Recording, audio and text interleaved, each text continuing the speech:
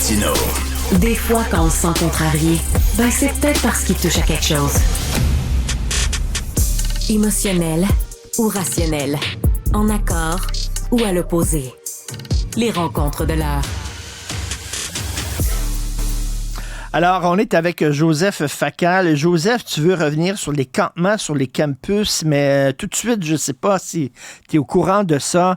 Il y a un ami qui m'a envoyé un texto ce matin à son émission. Paul Arcand a parlé là, de policiers qui ont refusé d'intervenir parce que le dossier était trop chaud.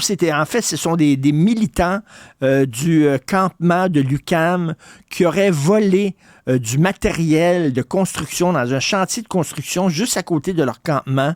Ils auraient volé du matériel pour des millions de dollars et les policiers ont refusé d'intervenir parce qu'ils ont trouvé ça trop chaud.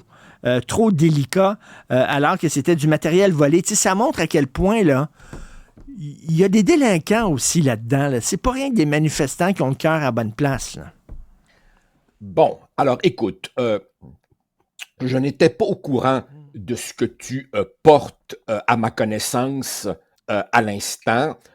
Oui, il est assez clair que dans cette mouvance... Tiens, je vais te lire, excuse-moi. Les activistes du camp de l'UQAM auraient volé des milliers de dollars de matériaux sur un chantier de construction voisin de l'UQAM et le SPVM n'intervient pas pour ne pas provoquer les manifestants, selon Paul Arcand ce matin. Voilà, je te dis. Bon, écoute, j'ai comme l'impression que le SPVM va faire son enquête. Je pense qu'il faudrait pas tirer de conclusions trop hâtives de ce que M.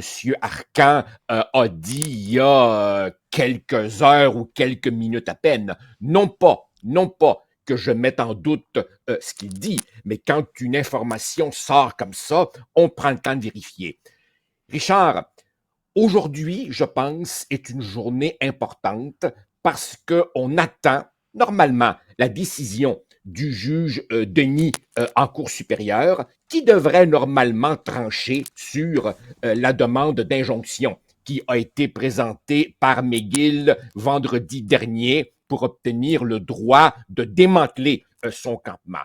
McGill dit qu'il y a un risque pour la sécurité et la santé, et qu'il y a une différence entre manifester avec des pancartes et des slogans et s'installer pour la durée sur un terrain privé qui n'est pas à toi. Les opposants, eux, seras-tu étonné de savoir que Julius Gray fait partie de ceux qui les représentent? Oui. Les opposants disent que occuper, c'est une forme de manifestation et que donc, à partir de là, c'est la liberté d'expression, un droit garanti. On verra la décision. Par ailleurs, on voit bien, Richard, qu'à tous les jours, on improvise de nouvelles demandes, comme par exemple que le gouvernement du Québec n'aille pas de l'avant avec l'ouverture d'un bureau du Québec à Tel Aviv. On verra bien. Sur le fond, Richard, sur le fond, la revendication fondamentale semble être que McGill et les autres universités coupent tout lien avec des entreprises de près ou de loin liées à Israël. Tu sais bien qu'en partant, ça n'arrivera pas pour des raisons évidentes. Bon, attends une minute, et je fais une parenthèse. Vas-y. Tu sais qu'Israël, là, ils sont dans l'avant-garde dans la recherche biomédicale. Ben oui, c'est vraiment le top, là. Si, mettons, il y a un musulman palestinien anti-israélien là, qui est malade puis qui a besoin d'un soin, d'un médicament, puis le médicament a été fabriqué dans une usine en Israël par des universitaires israéliens puis des chercheurs israéliens. Penses-tu qu'il va dire non, je veux rien savoir? Vraiment, franchement, là.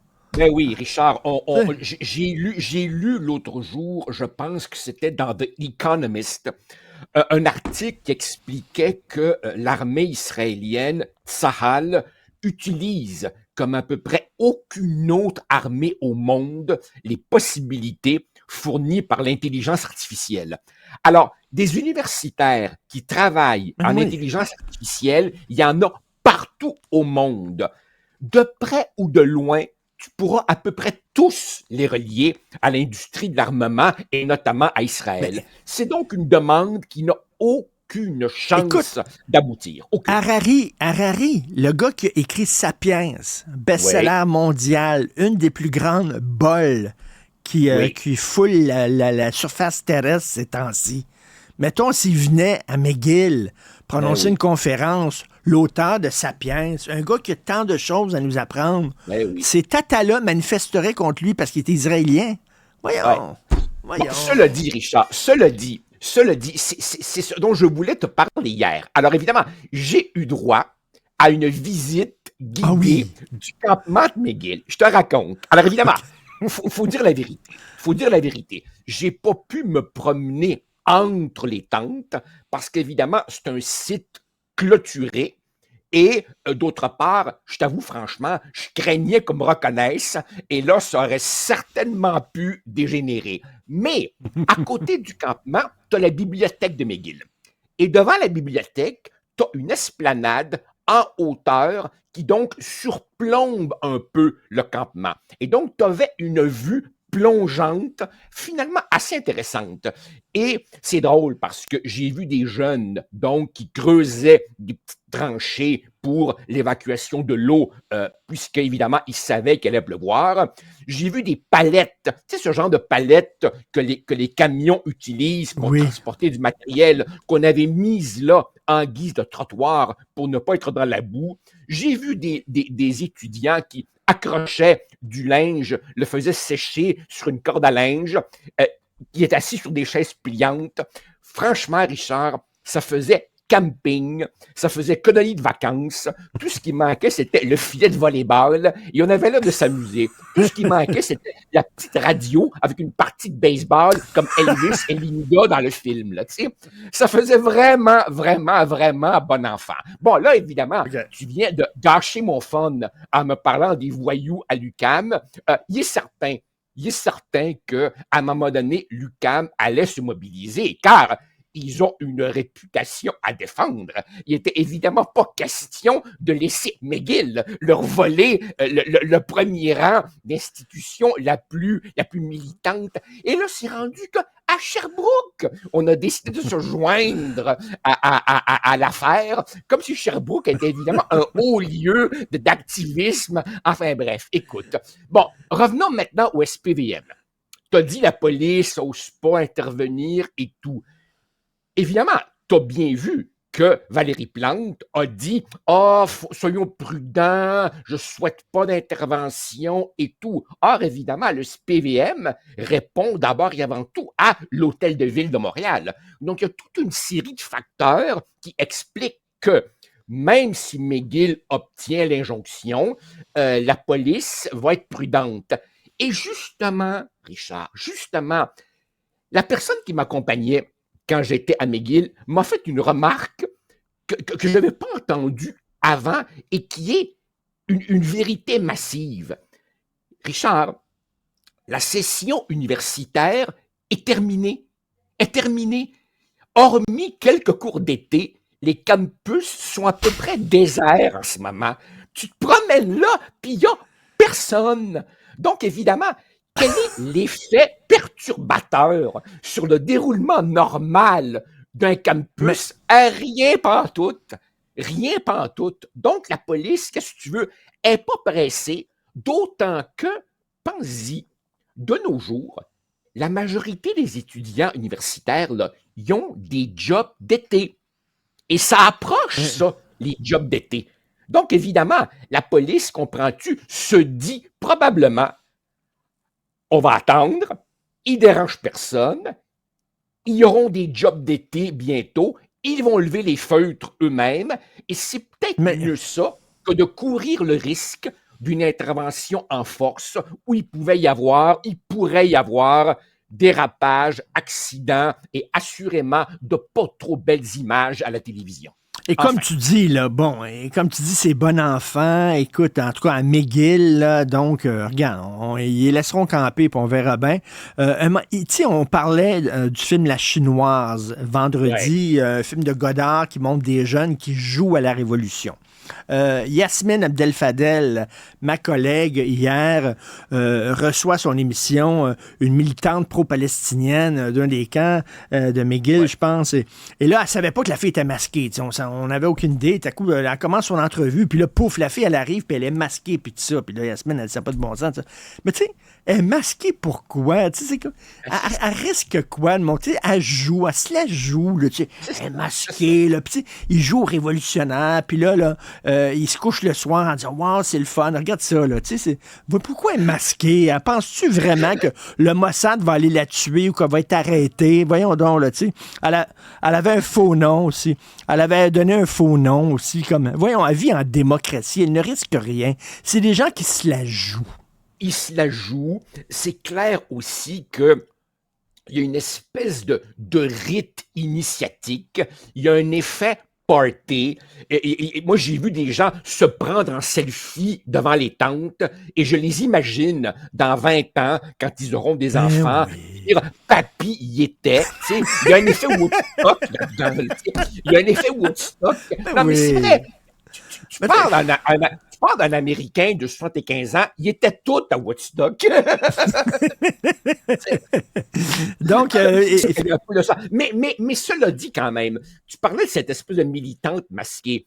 Tu connais aussi bien que moi l'expression « strange bedfellows », c'est-à-dire ces causes qui ramènent ensemble des alliances pas évidentes. Alors évidemment, j'ai vu la pancarte Queers for Palestine. Tu devines ce que j'en pense. Hein? Le Hamas a très peu de patience pour les LGBT. J'ai vu aussi des pancartes vraiment d'un goût assez douteux. À l'UQAM, il y en a une qui disait « Halal Zone, no pigs ». Oh, bravo. No pigs, en voulant dire, c'était les policiers. On veut pas de cochons. C'est ça. C'est ça, tu sais. Et puis, évidemment, il y a aussi, je dois admettre, des étudiants juifs solidaires des Palestiniens et je t'avoue, Richard, que autant je peux comprendre leur critique du gouvernement Netanyahou, autant je peux comprendre leur dégoût face à l'énormité de la riposte militaire. Mais... Tout de même, il semble s'interroger fort peu sur la nature du Hamas et, coudonc, où est passée une pensée compatissante pour les otages israéliens toujours retenus par la Hamas? Exactement. Libérer les otages d'abord et avant tout, et après ça, on discutera d'un éventuel cessez-le-feu. Et j'aimerais rappeler, le 6 juin prochain, on va souligner, c'est le 60e anniversaire, 80e anniversaire, en tout cas, du débarquement. 44, puis on est 24, 80 ans. Et j'aimerais rappeler que 70 000 Français sont morts sous les bombardements alliés pendant la Deuxième Guerre. On n'a pas encore trouvé de bombe qui ne tue que les méchants, comme me disait Benoît Dutrisac. C'est ça la guerre. Oui, il y a des victimes collatérales. Oui, c'est laid. Il y a 1 million d'Allemands qui ont été morts aussi, de civils allemands qui ont été tués par les bombardements pendant la Deuxième Guerre. C'est certain qu'il y a des morts à Gaza et c'est épouvantable, mais la guerre, c'est ça. Et j'aimerais rappeler que les hostilités ont été déclenchées par le Hamas. Voilà. Ouais, Richard, on peut à bon droit critiquer divers aspects de la riposte israélienne, mais n'oublions jamais une chose. Il est connu de tout le monde que Israël riposte toujours. Et donc, le Hamas, en attaquant le 7 octobre, savait de façon sauvage, épouvantable, brutale. Il savait qu'il allait provoquer une riposte israélienne foudroyante. Autrement dit, le Hamas a froidement